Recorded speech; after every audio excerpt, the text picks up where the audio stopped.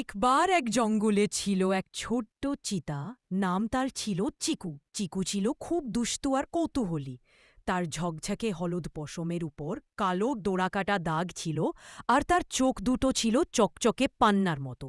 চিকু সবসময় জঙ্গলের নতুন নতুন জায়গায় ঘুরতে ভালোবাসত। এক সকালে চিকু তার মায়ের কাছ থেকে লুকিয়ে জঙ্গলের গভীরে চলে গেল।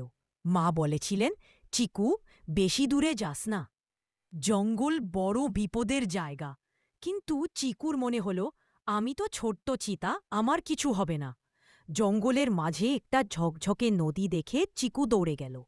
নদীর পাশে একটা বড় পাথরের উপর দাঁড়িয়ে সে দেখল একটা ছোট্ট খরগোশ কাঁদছে। কি হয়েছে খরগোশ ভাই? চিকু জিজ্ঞেস করল।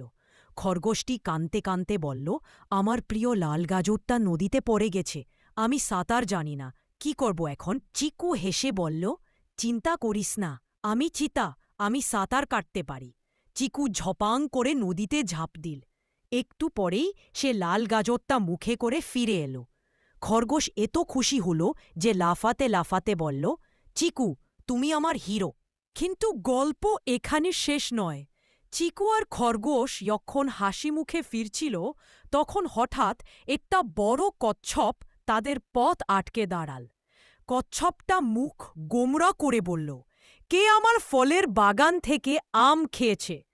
চিকু আর খরগোশ তো ভয়ে কাঁপছে, কিন্তু চিকু সাহস করে বলল, কচ্ছপ দাদু, আমরা খাইনি, তবে আমি তোমার আম খুঁজে দেব। চিকু তার দ্রুত পা আর তীক্ষ্ণ নাক দিয়ে জঙ্গলের এদিক ওদিক দৌড়ে বেড়াল। অবশেষে একটা কাঠবিড়ালির গর্তে সে কয়েকটা আম পেল। কাঠবিড়ালি লজ্জায় মাথা নিচু করে বলল, সরি, আমি ভেবেছিলাম এগুলো কারো না।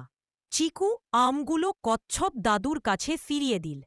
কচ্ছপ দাদু এত খুশি হলেন যে চিকু আর খরগোশকে এক জুড়ি আম উপহার দিলেন। তারা তিনজনে মিলে নদীর পাশে বসে আম খেতে খেতে হাসি ঠাট্টা করল। সন্ধ্যা হলে চিকু বাড়ি ফিরল। মা তাকে বকলেন, কোথায় গিয়েছিলি দুষ্টু ছেলে?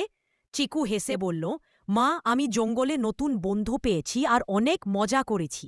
মা হেসে চিকুকে জড়িয়ে ধরলেন।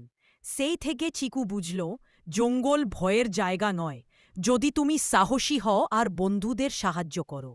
আর জঙ্গলের প্রতিটি শিশু চিকুর গল্প শুনে হাসতে হাসতে ঘুমিয়ে পড়ো।